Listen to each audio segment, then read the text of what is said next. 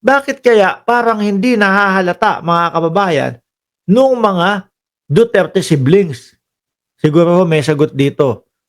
Mga bagong botante, maraming surprises, yung midterm. Ayan, pakinggan nyo ho ito mga bossing.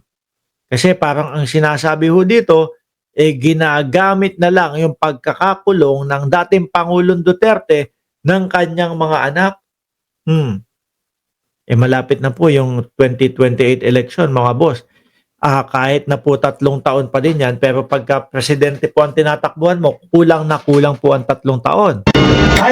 Maybe it's not as influential as before. It's not as potent as before. Kasi, alalahanin mo, marami na din gusto maging presidente sa 2028. Alalahanin mo, marami dyan, ikakampi din nila. Oh, isa nga ho dyan sa nakikita ko mga bossing, si Bungo. No? Si Bungo. Tingin ko, ang mangyayari dyan mga bossing, sabi ni nasan ba, si Pempe Santiago, Boss Mark, rest ka muna, shout out muna, watching from Los Angeles. California. Nandyan lang ako kailan ba? Last year, nandyan ako. Bibisita ulit kami dyan bago mag-December. Saan ba tayo? Ito kasi si Pempe, nagpa-shoutout atras natin. Before. Kasi, yon kay Bungo. Nangangarap magpresidente yan. At tingin ko, mga bossing, mga kababayan, yan yung magiging ugat nung lalong paghina nila. Bakit to? Kasi lalakas na ang loob ni Bungo Lalakas ang loob ni Bungo mga kababayan. No? Kung nakita niya, 26 milyones na yung bumoboto sa akin. Konti na lang, 32 million na ito Tapos ngayon, ang daming problema ni Sara Duterte. Meron pang ganito, may mga confidential funds pa. Ako na lang ang tatakbo talaga. No? Or kaya, ang iisipin niya, pag binangga ko itong si Sara Duterte, tatalunin ko pa ito. Di ba? Posible ho yan. Magsisiraan niyang mga yan. Baka nga ho kapag ka natuloy ang impeachment, isa sa mag-i-impeach si Bongo kay Inday Sara Duterte. alalahanin mo, marami na din gusto maging presidente sa 2028. Alalahanin mo, marami dyan, ikakampi din nila. So, hindi yun, in fact, the people who say that, So, kaya ba ayaw bitawan ni Inday Sara Duterte, ang dating Pangulo? Kaya ba mas okay na nasa loob ang dating Pangulo hanggang mag-2028 election? Kasi kapag ka nasa loob ang tatay ko, mas madaming simpatya na manggagaling sa mga DDS. Sara is a shoe-in for 2028, maybe misreading the political. You have to understand, Gen Z, mga bagong botante, maraming surprises. Yung midterm election, di ba? Hindi natin inaasahan. Baka mas malaki pang mga surprises ang dadating sa 2028. So, masyado pang malayo yan. So, I think the reason why the Dutertes are doing this is because they want to, kaya pang-priming ng pangalan nila. Gusto nila mag-boost. Ano yun? Parang Malaninoy Aquino. Di ba? Meron narinig nga ako May narinig nga ako si Duterte daw ay Ninoy Aquino daw sa henerasyon ngayon, mga kababayan. Sabi ko parang magkaiba naman. Kumbaga sa booster. Mag-usapan, mag-create ng drama, mag-create ng sympathy. Kasi sa totoo, hindi, tsaka ganyan sila, mga boss. No? Yung dadaanin nila sa dramahan, dadaanin sa simpatya, Kaya siguro iniisip po ng Vice Presidente, mas maiging ang tatay ko ay nasa loob ng kulungan dahil pagsapit ng 2028 election, mas madami akong botong makukuha dahil ang sasabihin ko lang, ilalabas ko ang dating Pangulong Duterte pag ako ang naging presidente. Kaso mga kababayan, baka ganun din ang sabihin ni Bungo.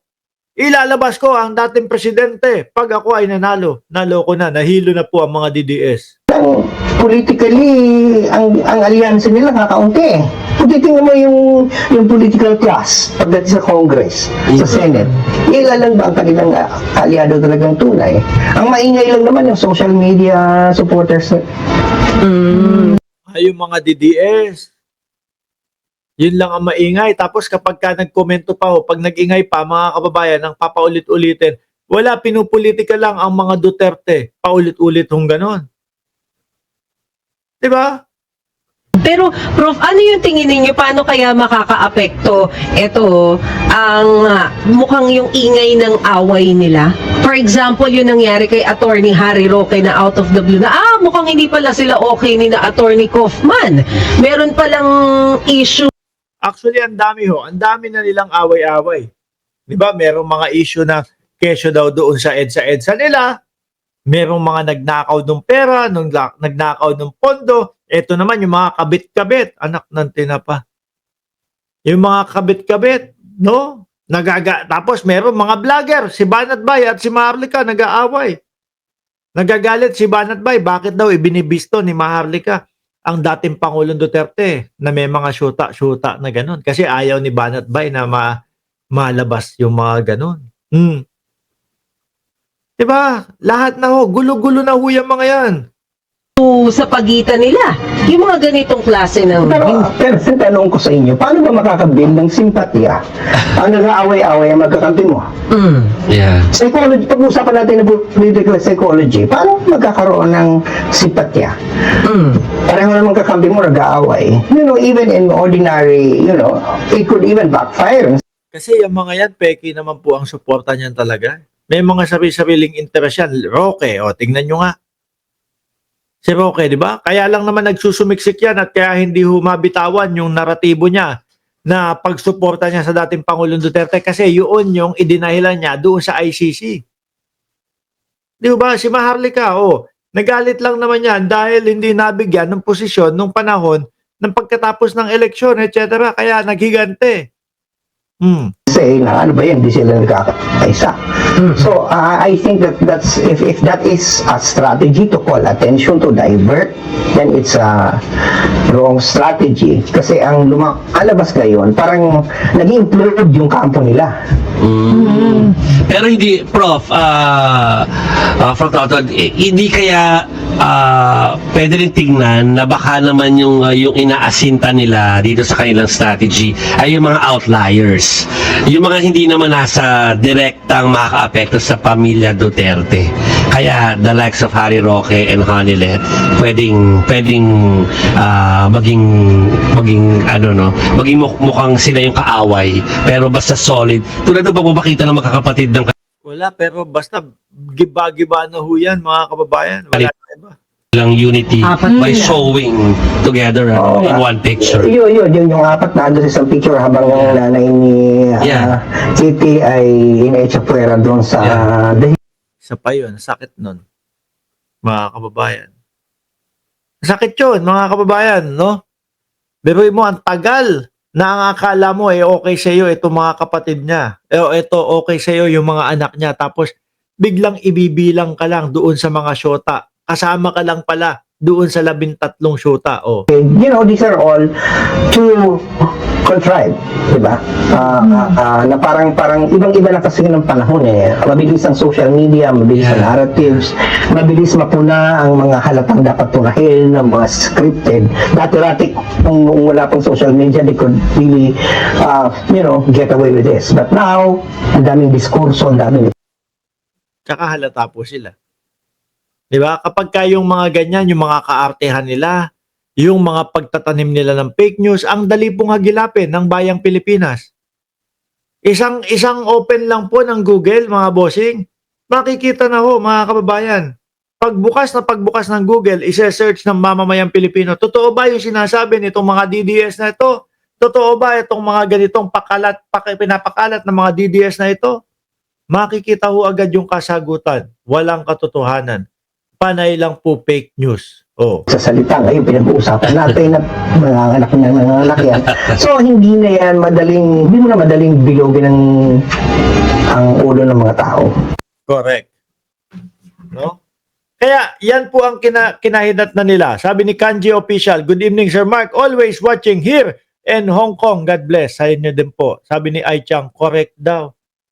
Hindi ho, yan ang isa ho yan sa ikibinagsak nila, mga bossing. Yung mga fake news, yung pagpapakalat ng mga fake news, yung mga pagpapakalat ng maling impormasyon, yung mga paninira kay Presidente Bongbong Marcos na wala pong mga katotohanan, nakikita ng bayang Pilipinas yan, nalalaman po yan. Sabi ko nga sa inyo, isang pindot lang po sa Google, isang pindot lang po at ini-research yan, tapos sila. Which is, yun nga po ang naging ending nila mga kababayan. Hindi na po sila pinapaniwalaan ng bayang Pilipinas. Kaya po, kung sino man ang sumira sa kanila, wala pong iba kundi ang sarili nila. Mga boss, Chief Amo, sir, anong oras na ba? Alas 11:22 na dyan sa Pilipinas at alas 10:22 naman dito sa amin. Magpapaalam na po ako at magbebembangan. Magpapahinga pa po ako. Maraming salamat and God bless po sa ating